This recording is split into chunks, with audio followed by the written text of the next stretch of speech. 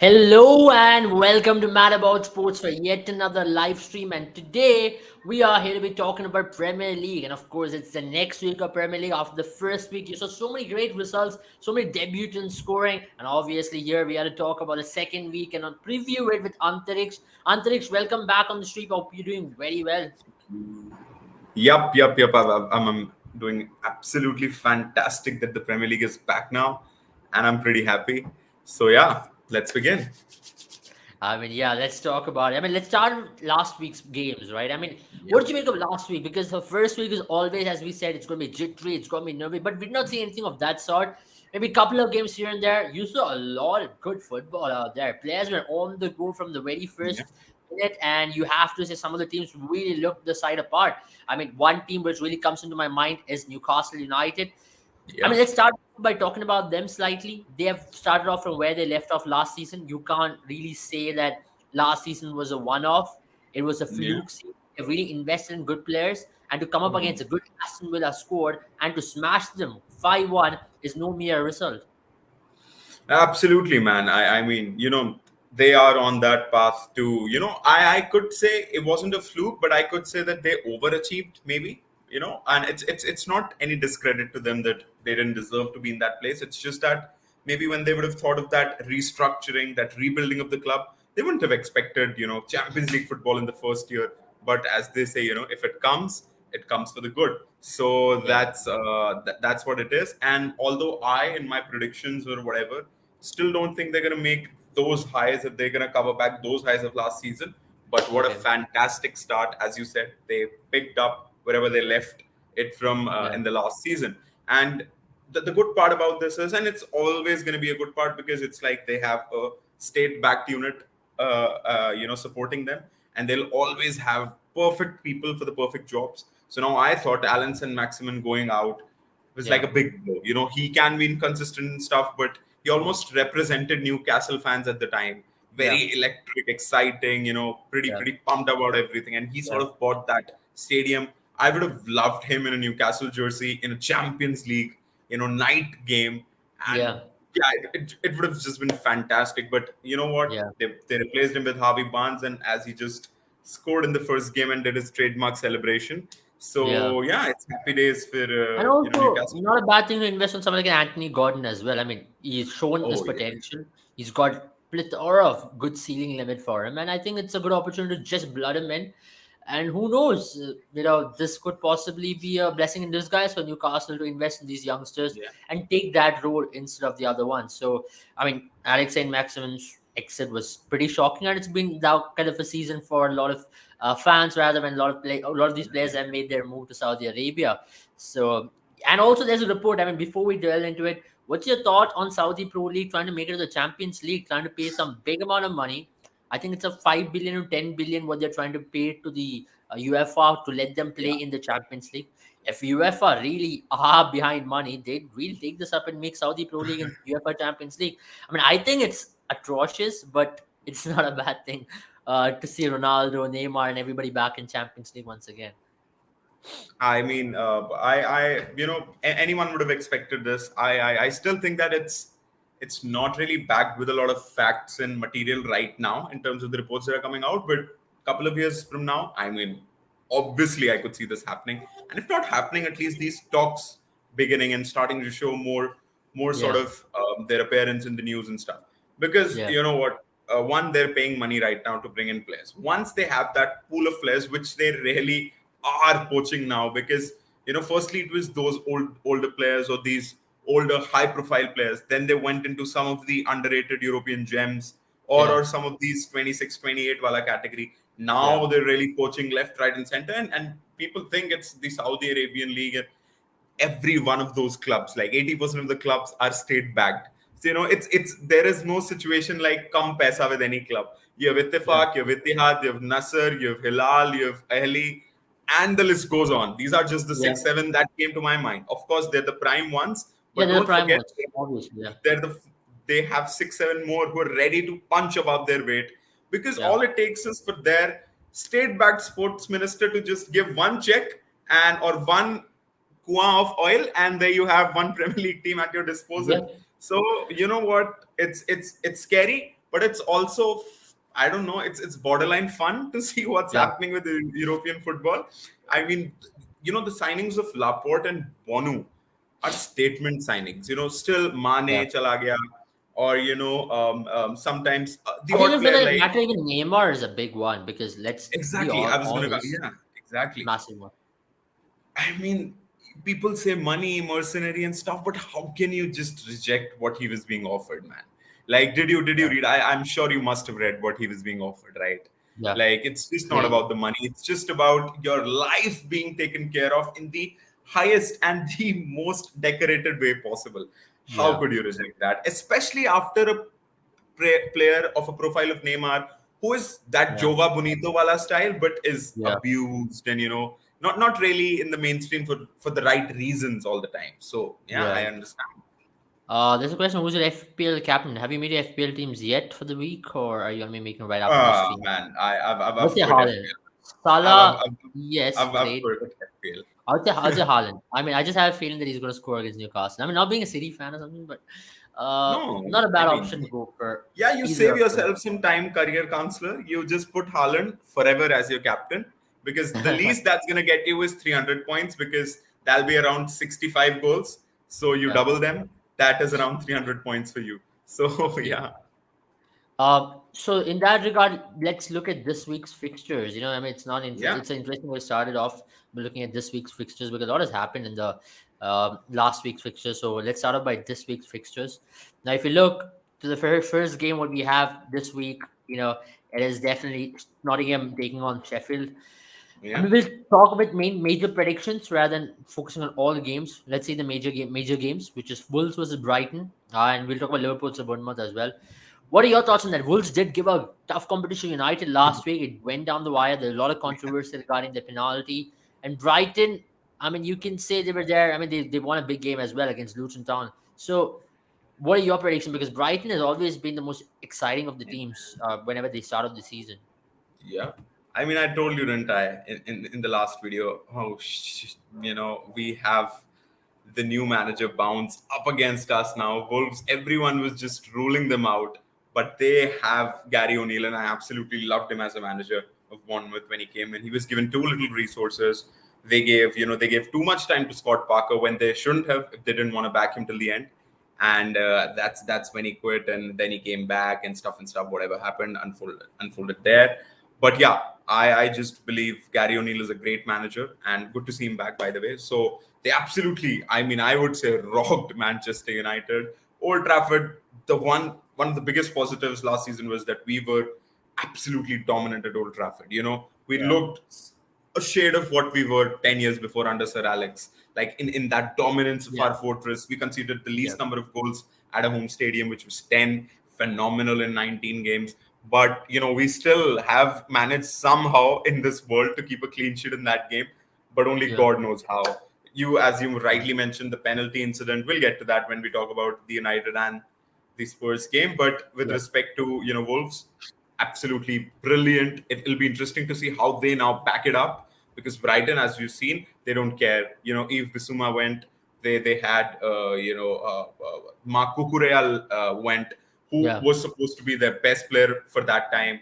They had Neil Mope who went. They had yeah, another one of those midfielders, I can't remember. He went as well. They always recover. They have their yeah. South American scouts on point and ready to fire another Right, bullet at the heart of right. some club and take their best player for 10-5 million. Yeah, one of the most exciting has been Enciso. He's been right up And there. so, He's been yeah, already showing what he can do. Even Ferguson, who had a very decent season last time around. I mean, absolutely. talk about them.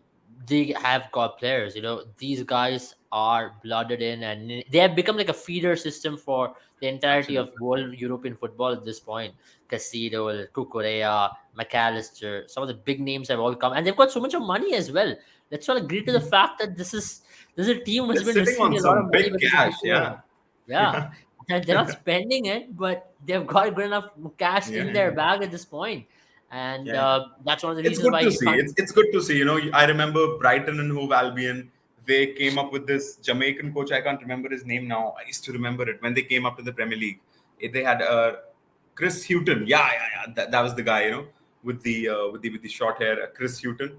And of course, they somehow survived for a couple of seasons. They had this Aaron Moy, who Yeah, was their main player, their captain and stuff. And then their next big signing was Lalana and stuff. And these yeah, Marches and Lewis Dunk and stuff have still remained. They also had that striker Murray. Yes, Murray. yeah, I remember he scored yeah. against United. So I mean, it's been a great journey. Premier League clubs like these coming back up from the Championship. Oh, sorry, for the first time, and it's been 6, 7 years, and now they've developed into this great well-oiled machine. And you know what? Not just the players; they've even scouted this great manager. Somehow, because many a times we see these managers of Benfica's and Sporting and Shakhtar, they do well there, but when they step up, they can't really. But now Robert Zabi, in the situation which Graham Potter left, Yeah. absolutely fantastic job. Absolutely. I mean, the way in which he's really implemented a system, I've also noticed coaches like Pep Guardiola take a leaf out of those systems which he's implemented. So you're not talking about a minor league manager over here. We're talking about a manager who's really inspired some of the big managers to take a look and be like, okay, wait a minute, this guy can do a job. They went on to play the FA Cup semi-final, not a small thing at all. And Yeah. they've had a good run, especially in some competitions as well. And they're going to be playing the Europa League this year, if I'm not Con- wrong, or yeah, they're conference. playing the Europa League. Yeah, They're I playing the think Europa I, League I as think well. I So think they're playing the Europa League. they're playing the Europa League as well for the first ever time. So that's what we're talking about. And they're a fine, fine team. They look like they where they left off. Moses Casido's absence did not really affect them to a big deal. Now that's why we'll talk about the next game, which we have all our eyes on. I mean, we'll slightly do into Liverpool versus Bournemouth right before we go to Spurs versus United. Liverpool, I mean, what a travesty, what a tragic week for them. They've lost two of their major targets, just leaving them to Chelsea all of a sudden. And obviously, Romeo Lafia and Wow. Moses Casido, everybody agreeing to Gives join me Chelsea. That really Real hurts Madrid me. vibes. This gives Yeah. me Real Madrid vibes.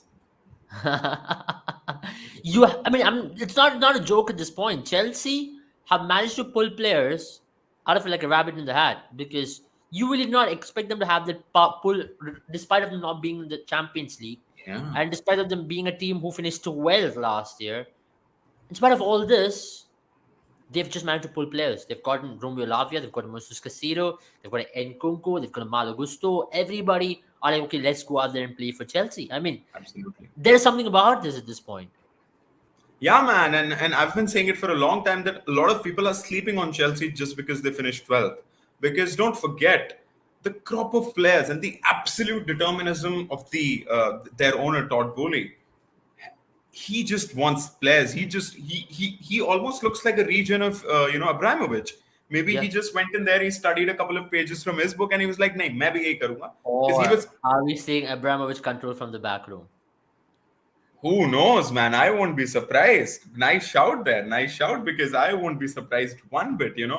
Because let's see it as it is. I mean, they had an inflated squad. They almost sold one whole squad out, and still they're inflated because of the number of signings they're making. And I think people are buying into that because the one side goes like Ulisse maybe rejected them and signed a contract extension instead, because it's like becoming too heavy now. Like players, there's a big risk. You might go there and not play for 3 years straight. Like you Yeah. just sit on the bench or you go out on loans. That could happen one. But the other side is that they are filled up with potential and probably have the best coach in terms of developing those young talents. Because look at this, they had a big injury to Reece James. No Yeah. problem. They have the exact replacement to Reece James, which is Malo Gusto. even Absolutely. if even if he goes out, they have many centre backs and full backs to actually go into a back four this time, and then the number of midfielders to actually make it a four in the midfield, and they'll be just fine. So man, it's like I would say it's exciting days. It's pivotal but exciting days for Chelsea fans. I mean, interesting that you mentioned it's exciting days because for me as well, I just feel the depth they've gotten the squad at this point with Lavia, Casado, Malo Gusto on the right hand side, just an ideal replacement for Reece James. Then they've got Ben Chilwell, Colwell. Uh, that's what we're talking about. They've got enough players up there. Maybe even in the strikers position, Nicholas Jackson. I mean, you can say he missed a couple of sitters in that game against game against Liverpool, but yeah, that's why He'll we're get going to be used talking to it. about Yeah, Liverpool yeah. here. You think the major issue with Liverpool is just the opposite of what Chelsea is facing, the lack of depth? Because last week from the bench, when you looked at it, it was a bunch of these under 19 players who could really come out there and maybe make an impact. And obviously, you're talking about a talking about the CDM, they signed Endo yesterday. A lot of people are making fun of it, saying that it's a replacement for Enzio, and that's the best they got in the market. I mean, the possible targets of Liverpool are all bought in. They wanted Bellingham initially, then they went for Szoboszlai and McAllister. Decent signing. They did a good job in the first game. You saw what they can possibly do. But now the major issue is that the CDM position, they lack depth. They just one Van Dijk injury again from spiraling down. And you saw that in the game against Chelsea, how they were opening up all through the middle and also to the left hand side because Yeah. Andy Robertson had to go and fill those half spaces in the middle of the park. The left hand side was being opened up very quickly. And in Premier League, you can't really afford to You can't, continue doing that. You can be found out and you can be made to suffer very quickly. yeah. I mean, being a United fan, I've witnessed this very, very, very closely because sometimes when you awkwardly shift into this 4-2-4, which Liverpool may be playing very intentionally because they just don't have the depth, so they might as well try to outscore their opponent rather than trying to prevent them. But there was this line which went from Hendo to Endo, and Yeah. that's what Liverpool have gone on and done. And I was speaking somewhere else. People might again be sleeping on this Endo signing because I was reading his stats somewhere else, and they say from the start of 2021, which is like 3 years now, he has the most possessions won in the defensive third in the whole of Bundesliga in terms of midfielders. He has the most aerial duels won. He has the most clearances. He has the second most touches, second most passes completed, Yeah. second most possession won in the middle third, and then second most tackles. So you have passes, touches, passes completed, and then a heft of defensive attributes as well. So that tells me he's almost of that profile of Fabinho, where he isn't creative, but he's very possessive of the ball. When he'll get it, he'll spread it. When he'll get it, he'll one touch it here and there. And then you add the defensive side to his game. And it's not just one season, it's 3 seasons. 3 seasons are combined stats. So that tells us a lot. And again, the fee is Absolutely. criminal. The fee is criminal in this market. He's the Stuttgart captain and not just any other Japanese. And for a Japanese to be a captain of such a big legendary German club, great signing, I think. And I mean, especially I'll just give a small insight to a lot of these viewers here. I mean, the most highly data-driven team in Premier League is Liverpool. If you look at most of the signings, it's completely data-driven. Let it be a Luis Diaz, who they signed a couple of seasons ago, a Darwin Núñez. Every player has now been on reputation. Unlike any other team, no, that's why I was very surprised when they went behind Bellingham because Bellingham was the yeah, only reason why they went for a high-profile player. Other than if you look at Liverpool's normal modus operandi, they've always signed. Let it be a Mane sign, let it be a Salah sign, let it be a Firmino signing. It's all been data driven. It's all been based on a system which Klopp can possibly deploy. And yeah, for me, I personally think it is based on very good scouting. They would have definitely found something about him, and that's why they've signed. I mean, you will only know once he starts playing, and then you're going to be like, wait a minute, why did none of these teams across Europe take a notice of this guy?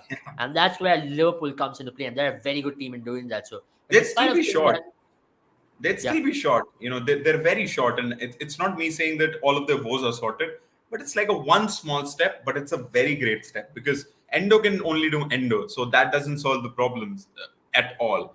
But yeah. as a United fan, they might be targeting Amrabat now, which I'm not really thrilled about. So yeah, we'll I'm see very how that surprised at happens. the Amrabat situation as a whole.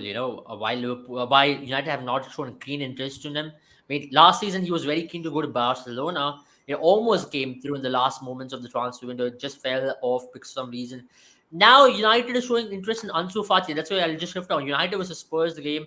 I mean, we have talked about the game, but before that, Ansu Fati is the player across the United fan base. Everybody's shouting out for him because he's clearly made a statement that he wants to leave Barcelona. Unsurprising state of events what has taken place in the last couple of days. So, what are your thoughts on that? I mean, would you really take an Ansu Fati? Because what Ansu Fati is at this point is definitely half the player at what he could have been at this age, yeah, considering his potential. His injury has really brought him down. yeah. So, I despite think of I all the think 40 mil for him, Yeah. I think we saw one player retire today, which was Theo Walcott, and I would yeah, call Ansu Fati a Spanish Theo Walcott. That's all. What could have been, what he achieved. I think he peaked at 18, because and of course, I mean it as a joke, but obviously you're absolutely spot on. What could have been was a different. I think he got LM's 10 as well, Messi's 10, yeah, right? Yeah, yeah. Yeah, that era seems to be like long time back now for Ansu Fati, and Yeah, it in actuality it's like a couple of years back. But anyways, I don't think I think it's again I think it's Ansu Fati's agent or his father or stuff whoever manages him. I think it's a common practice in European football, able of taking United's name to get your transfer done. It's a very common strategy, and even I as a fan, I am really not thrilled of taking. We have way too much on the disposal of our wings. You also must have heard the, I would say, the no yes, the no statement about Mason Greenwood, but we all yeah, know where that situation seems to be heading.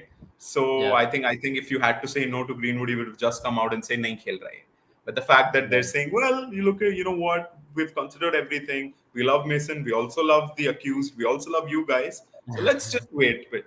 So we know where that's heading. It's a chaotic So situation. At this point, I think it's very important for the club to offload Mason. I know they've done a good job with him in terms of protecting him to a large yeah. extent, in terms of not letting the faith on him go. You know, they could have easily terminated the contract and been like, okay, No, you've tarnished the you name know of the what, club. Abel? कोई मैं शाबाशी नहीं दूंगा club को. Had it been a Maguire or a McTominay, they would have absolutely been, bamboozled out of the club because it was Mason Greenwood, the star boy, the poster boy in terms of the future of the club. That's why he's here. The exceptional ability. You know what, like there were players, there were people inside the club who were saying he'll beat Rooney's record in like 6 7 years. That's how good he was. Because and that's the sad reality, but that's how you're judged, So even if you do something, or if I'm not saying that he has, but whatever you do, you make sure you're a great player. That's why you can. Yeah, that's the only way maybe you'd like to be, Yeah, I serviced agree. as. So yeah, I agree with you. I mean, but now the question is, how is he going to come back, and how yeah, much of a form is he going to continue from where he left off? Because 2 years, almost close to 2 years in a player's career is a massive, massive dent, massive. and it's not going to be easy for him to come back and maybe to start to get going. Now he's going to Yeah, face a different side of things, the psychological side of things, as to how he's going to be perceived among the fans, I mean, among the crowds he travel to. It's going to be different, and it's all about how he's going to perceive it and keep going. And what are your thoughts on this game? What are your predictions on yeah, the Spurs versus Manchester uh, United game? Because yeah. interesting, a very interesting game. Spurs drew versus Brentford in that 2-all game earlier last week, and now United had a tough game against Wolves as well. What's an ideal, because United are traveling away, not an easy fixture, especially in Spurs' home ground. Yeah, yeah, absolutely. And I think there was this stat, I can't remember it properly, obviously, but it was related to the attack of Celtic, and they held some second or third position in that stat in across Europe. So basically, Ange Postecoglou, and we also saw in his first game, he is one like, and he's not one of those Pep kind of attacking managers wherein he just attacks blatantly. Like he's one of those who tries to outscore you. Maybe that works when you're managing Celtic or someone in the Australian League. Well, would it with Spurs in the Premier League? I think he would have got a big reality check of what the Premier League is, because he might have thought, wait a minute, Brentford, yeah, seventh, eighth, maybe. Although Spurs also finished there, but he would think of Spurs as a higher club. So he'd be like, nah, let's take him out. But no, that's the exact opposite of what happened. Brentford came out. They actually got the lead, if I'm not wrong, right? They scored Yeah, 2 goals. They came back and yeah, got the they lead. did get the So lead. that is Premier League for you, man. And if they do it against United, I'm a happy man because I love teams who attack United openly. You know, I think that leaves space for the likes of our wingers and especially Rashford running in behind. And I don't trust that Spurs backline one bit. You change, you can bring in Mickey Van de Ven, Mickey Mouse or whatever. I don't trust that Spurs lineup for 1 second if they don't show me any progress for the next 2 3 years. So I'm a bit positive. Obviously, that Wolves game has given me a setback, but I still am a bit positive. Maybe it's the new season ka, that Yeah. that vibe. But yeah, I see this, if not a positive, if not a win, but at least a draw. So, what are your predictions? Mm, That's I'd go with the draw. I'd go with the draw. I'd go with another 2-2. Yeah, 2-2. Okay, we're expecting to be another high-scoring four-goal thriller. I mean, yeah, that's the way they've been playing. Let's go to the major of one now. Newcastle versus City. Team in form, Newcastle City just won the UEFA Super Cup. But City are dented with Kevin De Bruyne, and not going to be playing for the next 3 months. Just another yeah, player in the Premier League who is now affected with injury, of course. But yeah, for City, what's going to be important is to maintain consistency, because they yeah, are going to be tested straight away in the season with Newcastle around the corner, because it's not going to be easy. Sevilla was a big test. It was not easy against Sevilla. They really did test when it comes to the defensive prowess against City. We went Yeah, down yeah. the pens. How big a game it is in terms of the context of this starter of the season for both Newcastle and for City? It's a statement game, early in the season. It's a statement game because two of the teams who are of a very aggressive profile, and two of the teams who sort of, I won't say that they're sort of rivals just now, but two of the teams who, again, I can't say City are in a positive trajectory because it seems like they've already reached the peak. Because so I don't know, man, but they are two top teams of England, and they play an exciting brand of football. And wherever Newcastle will travel this season, will be an exciting football following them. So it's going to be a very interesting game. We have seen over the years, even when City was dominating and Newcastle wasn't really back. Sometimes City has really struggled against Newcastle. I remember one of those goals by the Swiss right back slash centre back they have. I can't remember his name. Yeah. He scored this What's the long name? ranger. Mm. Shells Fabian. Uh, Shells, yeah. Skulls. What's the name? Yeah, I know how to pronounce it. Yeah, you're right. And if Fabian. you remember I last can't. season, there was a 3-all draw as well, Yeah, where it was exactly. like a 3-1 lead which Newcastle had against Manchester City, and Haaland Yep. came and scored a hat trick. So, yeah, Newcastle has troubled City in the recent past. That is a fact, and they played some good football to do that. So, Trippier scoring that free kick last season, that reminds me. Mm, Yeah, there's a different Newcastle team. Let's not take them for granted at all. I mean, they really showed. I mean, we're talking about Aston Villa, who's a good team. I mean, if you look at the team which they put out in the park, they are a very good team. And the yeah. way they made a mockery out of them, they schooled, especially Sandro Tonali, one of the most dream Premier League debuts for Wow. any midfielder I've seen in the recent past. He Yeah. really bossed the midfield with Gumarish out there. I'm really scared of this team. To be very honest, you ask me any team in Premier League, I'd be very scared to face them. Look at the Yeah. front three with Isak, Almiron, and Gordon or Harvey Barnes, whoever steps in. Then they have a back line which consists of David Wong and all these lads who are in good form. Now, that is Yeah. what we're talking about with this team. And that is a scary thing.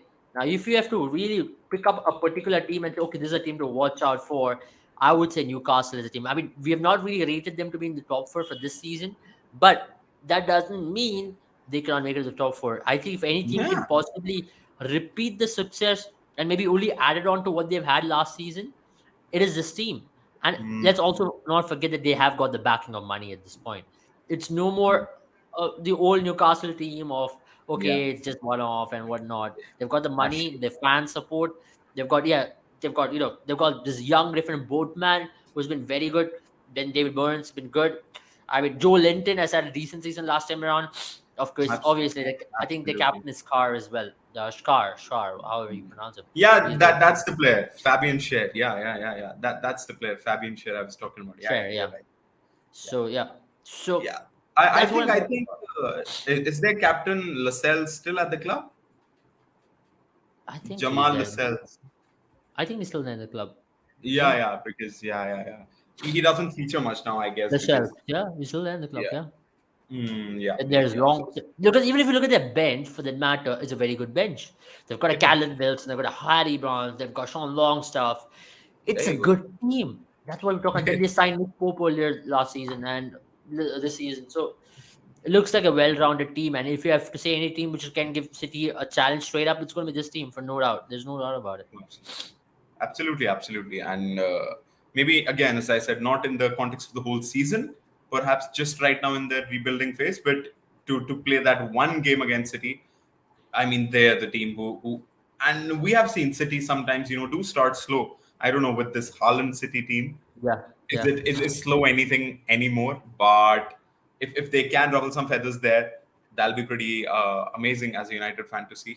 So yeah, man, one thing is for sure, I'm expecting one hell of a game and one exciting game, and I'm really pumped for it. So it'll be United Tottenham at 10 till 12, or with the extra stoppage minutes, it might go as well till 12:30, yeah. and then straight away switching to City versus Newcastle. I mean, it's a dream Saturday night, that's for sure. So we as fans will be enjoying every second of it. Absolutely. I mean, perfect weekend. Perfect Yeah. weekend if you're a football fan. That's why we'll talk to the last two games for the week. It's Chelsea, West Ham, and Arsenal, Crystal Palace. I mean, we already did mention about Chelsea, but I mean, draw was a okay result for them. They'll be pretty content with what they had in the draw, but even after that, they want that win under their belt. It's been a while since they had a W near to that name. let's talk from from the end of last season to now. Now it's important they start getting wins, which is really helping them to ease through the season. West Ham, yeah, still an iffy team. They're not the most consistent team out there. Yeah. So how important a game it is for Chelsea in that regard? Yeah, it is. It is. It is. And I think, oh, West Ham do play Europe again, don't they? Because they Yeah, won they the do. They won the Conference League. conference. Oh, They're playing the that's Europa funny. League, That's funny because they were I think pretty low in the table, weren't they? 15th or 14th, if I Yeah, remember. and they were battling relegation at mid-season. That's what I remember. Yeah, So I mean, but they'd been the Europa League, so that's David Moyes for you. He's the as a garibo ka Jose Mourinho कहूंगा मैं उसे. So like he gets that trophy, but he doesn't care about the table anymore. So that's that. But yeah, Paqueta deal is apparently off, so they'll be retaining him for sure. yeah. I think there were two fools involved in this deal. One who offered 110 million from City's point of view, that was a big fool, and the one who rejected 110 million from West Ham's. I mean, You I know, don't understand the whole reason why they rejected a 110 million lead for Paqueta. I two mean, fools, if man, two I fools were involved. doing a career mode in FIFA, I would have taken that for Paqueta any day. I mean, I understand you got Declan Rice 100 mil, then you're getting a Paqueta's 100 mil. You For could have bought a 110. lot more talents with that money. 200 mil, you could have got Exactly. four players instead of two. Yeah, absolutely. They could have taken their pick, as you said. They would have gone on and maybe bought four players for 30 million and tried each and every one of them in the team and to see who works. And I think one would have at least worked. But now they rejected. Maybe it was an inflated price, but I don't think so because it was Fabrizio who was quoting it. So we can't take it lightly. But yeah, as you said, that West Ham still got to go or not. Let's see about that. But yeah, both the teams sort of stuck in a limbo. But I'd say the both of them have a positive. One, West Ham just landed one of their first trophies in many years. Two, Yeah, Chelsea, as we said, may be exciting times there because of the huge potential this squad is, and I think their average age is 23, 24, which is phenomenal. And yeah, then talking about average ages, I think we should switch to Arsenal, which again is such a yeah, young team, and I think they're set in stone now. It wasn't a one season wonder. I can't predict as to what's a successful season or what they're going to do or stuff. I judge a team able on the basis, history judges a team by the number of trophies, the accolades they collect. But at least in the short term, I judge them by my eyes, the way they play. yeah, And that is phenomenal. I saw, of course, it was a jittery 2-1 win, but you can see they're a team set yeah, in principle, set in stone. yeah. Thomas Partey and Rice solidifying things up in the midfield. It's going to be another good season for us, is what I think. Yeah, I think there's an interesting stat from the last week's attacking involvements as well. If you look at it, a lot of them from Brighton once again. But if you look at Odegaard and Bukayo Saka, I mean, what a season this lad can possibly have, Bukayo Saka.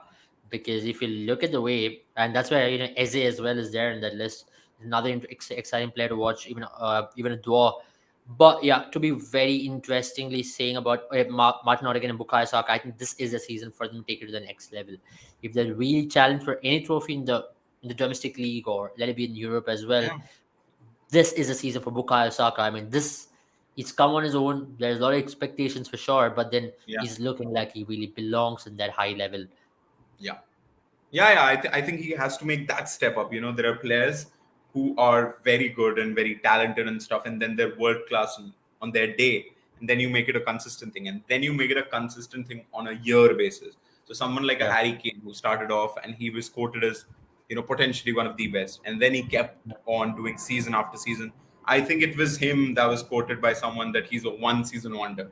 I think it was yeah, Harry Kane who was quoted yeah. as that. So he kept on doing season After after season. 2015 season, yeah, Yeah, yeah, 2015 yeah. season. Yes. So that's why that's the next big challenge for Saka because he had a phenomenal season. I think he was maybe sorry if I'm skipping any, but I think he was. I'll just say top two wingers in the league. That's what Yeah, I'd say because he could be the he best was. He right was. winger in Europe at this Yeah, point. yeah. I was just afraid that I'd skip someone, Yeah. but other than that, I think I can't I think mean, of how anyone. many right wingers can you pick in Europe? I mean, at this point, let's be very honest. Exactly, Very exactly. few right wingers. Yeah. Left wingers, yes, there's still like Winnie and others.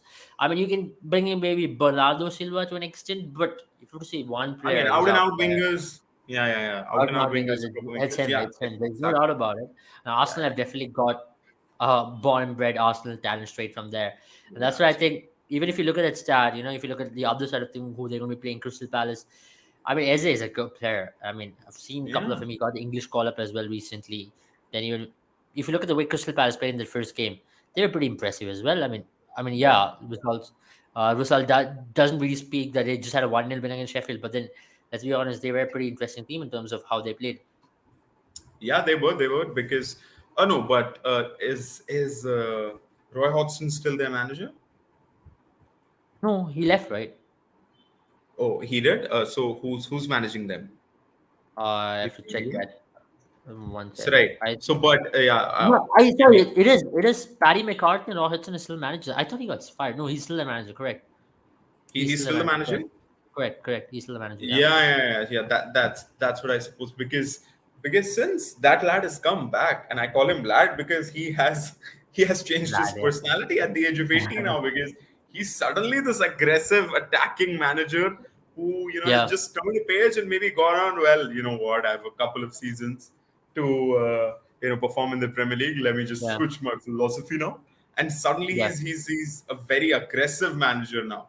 So Yeah. yeah, I mean it's pretty amazing to see how the changes happened for Roy I mean, if Hodgson you and look, that's the way a lot of managers want to play these days because they have understood that playing defensive football is not getting them anywhere. To be very honest, the only way to yeah, possibly play is to be more attacking, and that's where this game against Arsenal is going to be very interesting as well. If you really have to invest in the game and see how they really stand, it is this game to see how yep, far they yep, can. I'm not saying that Crystal Palace are going to have outstanding season where they're going to outclass teams and maybe qualify for Europe of that sort, but yeah, a good survival mid table is something which Crystal Palace rely on, and that's a decent season for them. And that's where we oh, have to really be realistic with teams. Often we go mhm. overboard and be like, "Oh wow, this is the team to watch out Yeah, for. yeah, Everybody yeah, will qualify into Europe." That doesn't happen all the time. yeah. So, so that's where I think we have to be patient with this kind of team, and let's see how exciting they play. But for Arsenal, yeah, it is a very important season from Very that regard. important. They've Yeah. got the signing, they've spent a lot of money, and this is the season for them to really They showcase. have been spending, yeah. They have been consistently spending, and they have spent yet again. So it'll be a very important season. As I said, you'll be judged upon trophies in history as the years roll by. So it's pretty important for them to, people say, underrate the cups and stuff, but I think cups is the only realistic target for those transition teams because you can't just win the league or the Champions League in a whiff. You'd have to develop more for that. So let's look at how Arsenal approaches the season. Interestingly, and that's about it from us. I mean, we've covered almost all the games which is going to be taking place, and Arsenal game is taking place on Monday night, surprisingly, Tuesday early morning if you're in India. So Pep that's the had last some game. complaints about that. Yeah, that's weird. Actually, I don't see any reason other than there's no midweek games as well. So that's the last game, and let's see how it goes. Hmm. So next week is going to be starting very early because after Tuesday, then you're going to see a couple of days break, and the Premier League is going to be back again. So if you want to really prolong the week in that regard, it's not a bad idea. But yeah, soon you're going to have Champions League draws as well. The UEFA players have been nominated: Messi, Haaland, and De Bruyne. Your thoughts before we end the live? Who's possibly deserving one? I mean, I wouldn't agree with the eventual result, but I think it'll go to Messi. I wouldn't really agree to it at that much, At least but I think the UEFA player will go to Haaland, and maybe Banjo might go to Messi. Is more what I think. yeah, I mean, I don't have much to say on this because most of these awards are basically not judged on a year-to-year basis. They're basically mostly judged on the people's perception or the player perception. Many a times, even I've disagreed with sometimes De Bruyne. He has had 2, 3 EFL player of the seasons when there have been so many better players in that season, and that's mainly due to the injury he has had, and he's been unlucky. There was this season wherein he played, I guess, 24 games, 25 games. Yeah, yeah, He won the EFL's players this whatever player of the season or whatever. So I was pretty stunned.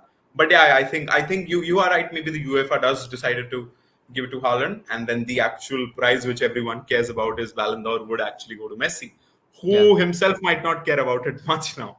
yeah. But yeah, that's I think yesterday that's he was asked about this question. He's like, I'm not I even was like, thinking about it. So yeah, yeah, yeah. I mean, from all of his interviews, pretty much like I won the World Cup. I'm done with my career. I'm just Oh here to yeah, win. Uska. He is enjoying life and enjoying it with football. Not many people get to do I mean, that. let's be very honest. The league which he's playing is pretty bad. I mean, I think if there are some good ISL teams, they can challenge some of the lower tier MLS teams because that Nah, standard of nah, quality is bad. I'm nah. not kidding. I'm making a big statement over here, but if you watch that league closely, it is shite. It is pretty bad. It is. But It people is again bad. are overestimating. They're like Messi. Don't forget, there's Alaba and Busquets, and Busquets Yeah, yeah, has yeah, like come from Barcelona. He wasn't, declining or stuff. Xavi actually pleaded him for to stay another season, so he's yeah. he's They actually just a come from viable Europe. player. All these three players have come from peak Europe levels, and to this league, it's just mockery of what's happening. I mean, I'm so sorry, but it's just But a but mockery but, of but what's that's the happening. thing, Abel. How bad the league is, and then Inter Miami was the baddest of the bad. So Yeah. you can imagine. So I think it is an impact of what It is these massive, three. massive. They're playing the It is. League Cup final as well. I mean, we'll talk Yeah. about something like this on depth. We'll compare MLS versus SPL. I mean, that's a good debate to have for a day. Which is the Yeah, better yeah, one? yeah. The Not a Arab Cup bad. versus the League Cup. Yeah, Yeah. So, which is the better one, Burger or the Camel League? So we'll sit and talk about it. Have a good time, all of you. See you all very soon. And thank you for joining, all of you, with all your questions. And if you're new here, do not forget to subscribe to our channel, also to give a follow onto our Instagram page. And check out our course with Mad About Sports if you're an aspiring analyst. This could be a new journey in you stepping into the world of analytics, and you could be calling all the shots sitting in the dugout for both cricket and football. So check out our course in the description. And also, you can DM us if you have more inquiries regarding this. Have a good time, all of you. See you all very soon. Bye bye.